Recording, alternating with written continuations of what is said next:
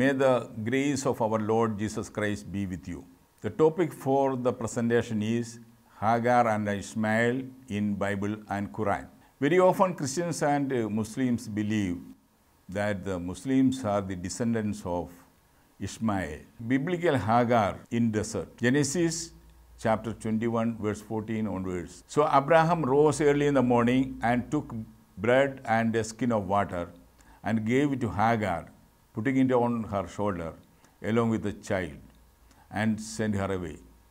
And she departed and wandered in the wilderness of Beersheba.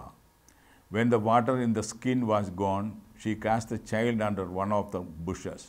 Then she went and sat down over against him a good way off, about distance of a bow shot.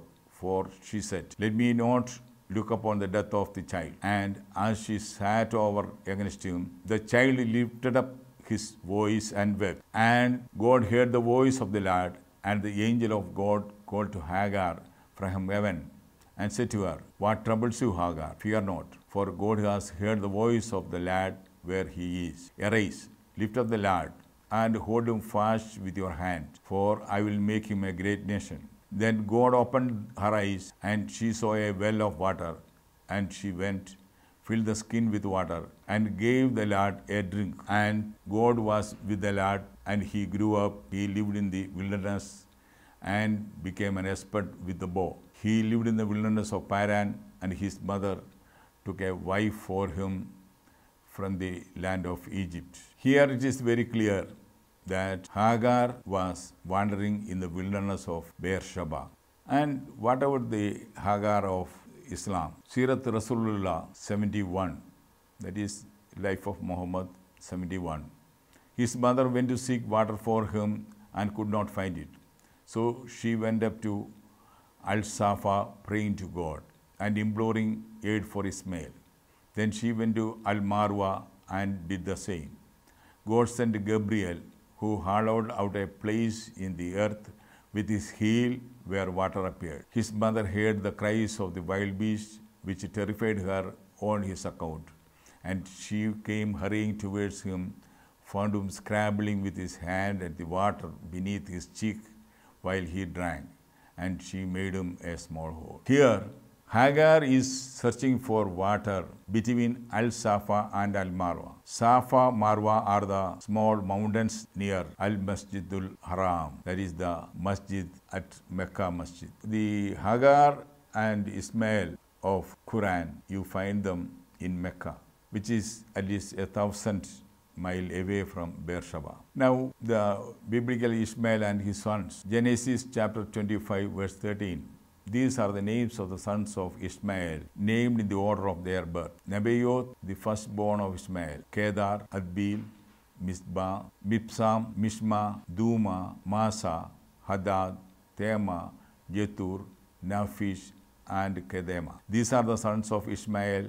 These are their names by their villages and by their encampments, 12 princes according to their tribes. They dwelt from Havilah to Shur, which is opposite to Egypt in the direction of Assyria. He settled over against all his people. And what about the sons of Ismail of Quran? Sirat Rasulullah 72. Then God multiplied the offspring of Ismail in Mecca, and their angles from Jurhum were the rulers of the temple and the judges in Mecca. The sons of Ismail did not dispute their authority because of their ties of kindred and their respect for the sanctuary, lest there should be quarreling or fighting therein. When Mecca became too confined for the sons of Ismail, they spread abroad in the land, and wherever they had to fight a people, God gave them victory through their religion, and they subdued them. Again, the biblical Ishmael and his descendants settled at Shur, whereas the Quranic Ismail and his sons are settled in Mecca. The age of Ishmael and Ismail. Genesis chapter 25 verse 17. These are the years of the life of Ishmael, 137 years, and he breathed his last and died and was gathered to his kindred. The age of Ismail is given in Sirat Rasulullah number 5. According to report, Ismail lived 130 years. When he died, he was buried in the sacred Prince of Kaaba beside his mother. Again, the Ishmael of Bible died near Shur, whereas Ismail of Islam or Quran died in Mecca. And looking at the map, we can see the distance between Beersheba, Shur, and Paran and to Mecca. At least a distance of 1,000 miles is there between Shur and Mecca. And in those days, the travel was only by walking on foot or riding an ass or a donkey. How could Hagar and her son come to Mecca? It is impossible. On conclusion, Hagar of Bible hails from Egypt and lived in Beersheba and probably died there, whereas Hagar of Quran hails from Jurhum in Yemen and died and buried in Mecca. Similarly, Ishmael of Bible lived in Shur and died there. Ismail of Quran lived and died in Mecca and was buried in the Prince of Kaaba. There is no evidence in Islamic text to prove that the Hagar and Ismail referred in Quran are the same persons mentioned in Bible. Dear brothers and sisters, if you find this video informative, please share it with your friends and relatives. And for further videos, subscribe our channel. Thank you.